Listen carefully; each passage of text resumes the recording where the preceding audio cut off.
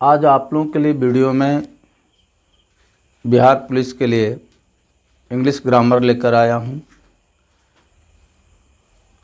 आज सेशन को स्टार्ट करने से पहले मैं आप लोगों से आग्रह करूंगा कि वीडियो को ज़रूर लाइक करेंगे और चैनल को ज़रूर सब्सक्राइब कर देंगे। जिन बच्चों ने सब्सक्राइब नहीं किए हैं वो भी ज़रूर कर दें और अपने मित्रों के पास भी इसे शेयर करेंगे। चलिए हम लोग देखते हैं। Choose the correct option. चार ऑप्शन दिए जाएंगे। 4 ऑप्शंस में से एक ऑप्शन सही होगा। उस सही ऑप्शंस को आपको चुनना है। देखिए नंबर 1 में एडजेक्टिव ऑफ अफेक्शन। अफेक्शन शब्द का एडजेक्टिव क्या होगा?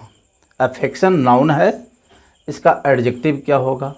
देखिए नंबर ए में है अफेक्ट, दूसरा में है अफेक्शनेट, तीसरा में अफेक्शनेटली और 4 में है affecting.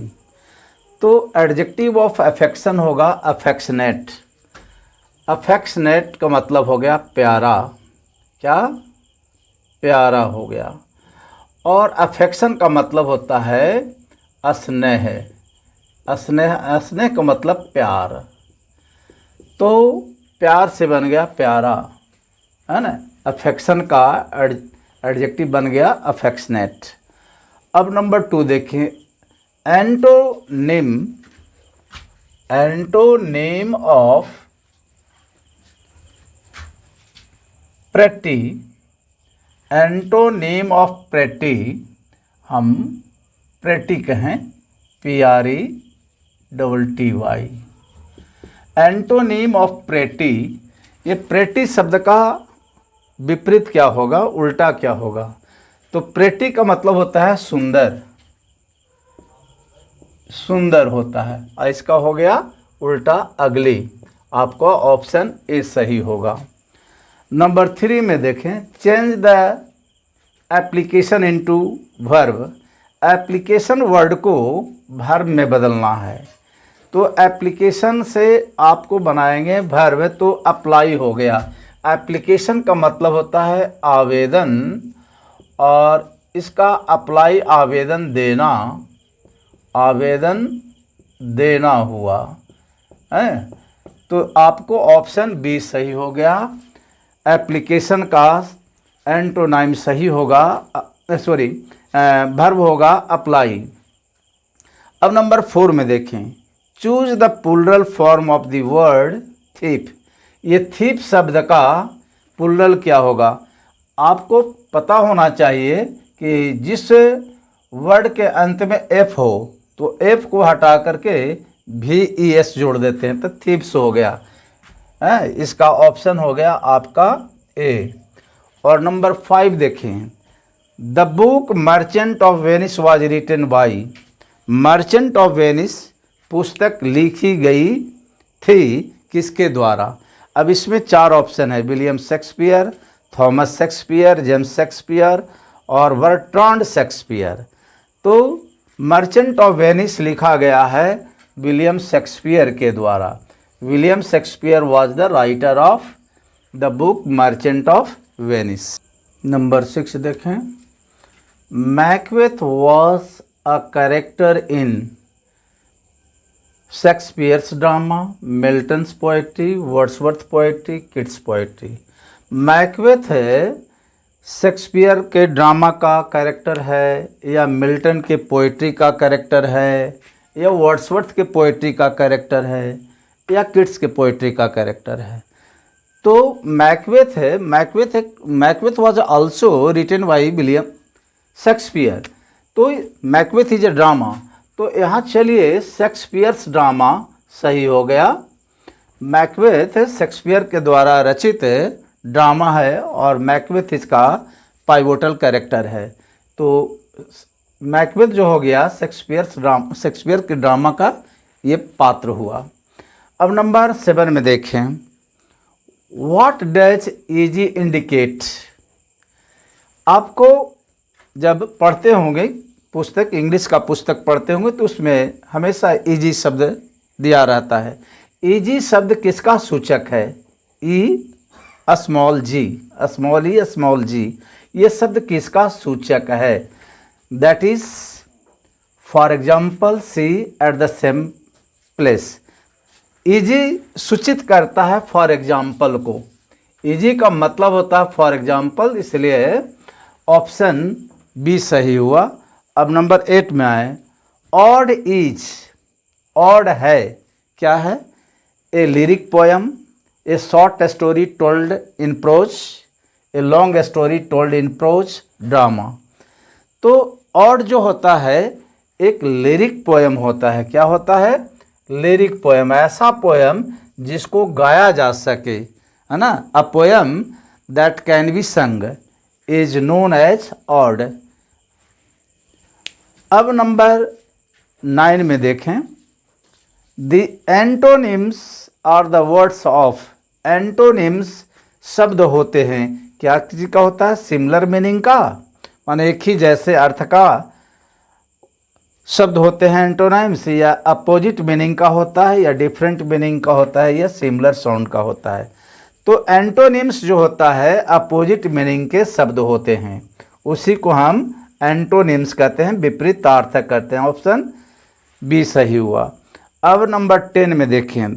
The verb form of food is. Food शब्द का वर्ब, मान फूड से वर्ब बनाना है, इसका क्या होगा? फूडिंग, फॉड, फीड और फूडेड। तो यहाँ आपका फूड का हो गया, सही ऑप्शन होगा फीड। फूड माने भोजन और फीड माने भोजन कराना, इसलिए ऑप्शन सी सही हुआ। नंबर 11 में देखें। The adjective form of fault. Fault का मतलब होता है अपराध, ये नाउन है। ये क्या है? नाउन।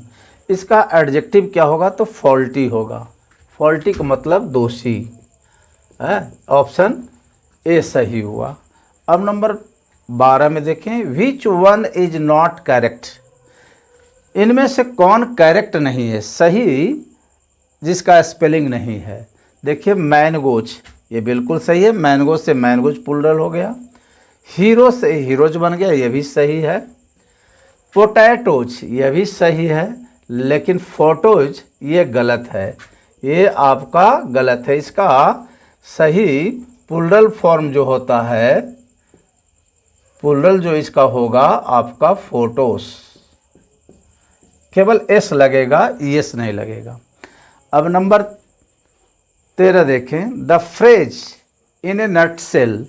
इन ए नटसेल का मतलब क्या होता है? इसका अर्थ क्या होता है? इन ए नटसेल मीन्स क्या होता है? तो continuous, irregular, in short, in detail. In A nutshell का मतलब होता है संक्षेप में, इसको कहते हैं संक्षेप में, संक्षेप में। तो इसका सही ऑप्शन होगा इन शॉर्ट। आपका ऑप्शन सी सही हुआ। नंबर 14 देखें। Find the wrongly spelled word.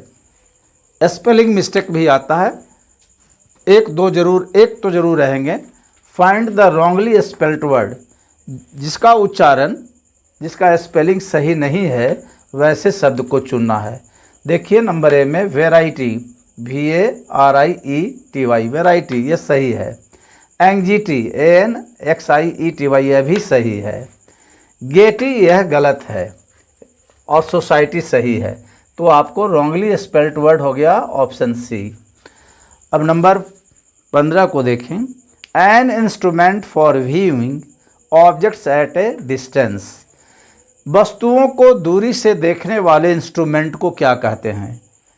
उपकरण को क्या कहते हैं? माइक्रोस्कोप, पेरिस्कोप, टेलीस्कोप और कैलिडोस्कोप। टेलीस्कोप होगा दूरबीन। ये दूर की वस्तु को देखने के लिए आपको टेलीस्कोप का सहारा लेना होता है। अब नंबर 16 देखें। A story told to illustrate a moral और अ स्पिरिचुअल ट्रूथ। कहानी जो नैतिक या आध्यात्मिक सच्चाई को इलस्ट्रेट करने के लिए होता है, बतलाने के लिए होता है, उसको हम क्या कहते हैं? है ना, पैराडिज्म, पैरेबल, डिडक्टिक, पैरागॉन। देखिए इसका सही आंसर होगा पैरेबल।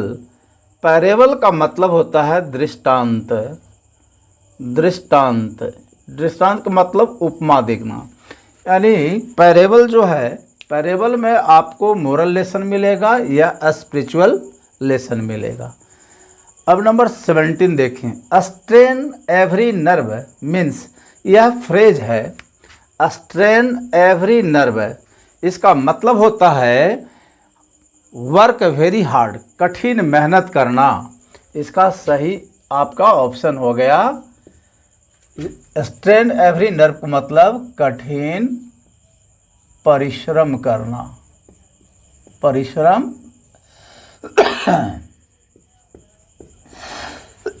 करना हुआ। अब नंबर 18 देखें, वेरासिटी मीन्स, वेरासिटी का मतलब क्या होता है? वेरासिटी का मतलब होता है सच्चाई। इसका मतलब क्या होता है? सच्चाई।